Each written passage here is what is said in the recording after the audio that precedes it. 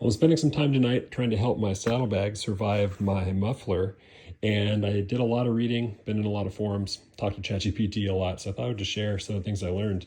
I bought a couple different products. This is a fiberglass interior, so-called titanium cloth exterior. It's actually basalt, but it's sold pretty commonly as titanium cloth.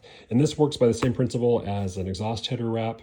It's going to limit the heat radiation off the pipe, the type of heat you feel when your hands are nearby, but not touching. And then a little bit different strategy is this sort of automotive style aluminized cloth with an adhesive backing. So you can stick this onto a surface and now it's going to reflect back heat a lot better. So I thought I might be able to wrap my muffler with this cloth and then allow the bag to sit right on it. Or alternatively, I thought I could stick this onto the muffler or stick it onto the bag. It turns out that won't really work because once these surfaces are touching, now you're dealing with conduction. And when it's conduction at play, it's really more of a time function before the materials equalize in heat. You're going to transfer lots and lots of heat, even if you have, a blanket or a reflective material. So what you really need is an air gap. That's number one. And so I am using a standoff. Oops, I'm dropping things.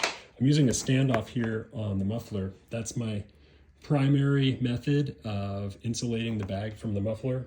And then as a bonus, I'm using some of this basic HVAC style foil tape to provide some reflectivity on the bag itself. I thought that I might try this, but actually this is too thick to really stick onto the surface because I have these raised sections here.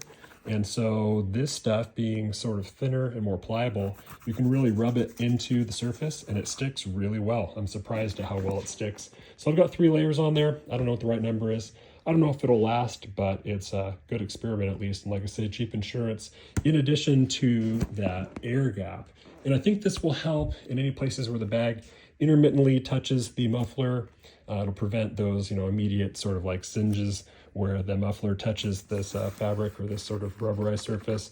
And I think over time, this will also help with reflecting heat back in those places where it is close to the muffler but not touching. And that should slow down how long it takes for the fabric to heat soak, and the same with any materials inside. So kind of a 1-2 combination of air gap and reflectivity. Oh, and then there's one more thing I did as well, which was I put some spacers in underneath my plastics here. So this bolt holds this little loop that I use for a fabric strap, and then it goes into the original plastic, and then down inside before it goes into the frame, there's a spacer there, and then finally into its nut in the frame. But that provides this sort of standoff here, keeps the plastic off the muffler, which became a little bit more of a problem once I installed this rack. It moved the muffler out a little bit. So the fender being off the muffler will keep the bag away from the muffler. It'll keep the plastic itself off the muffler.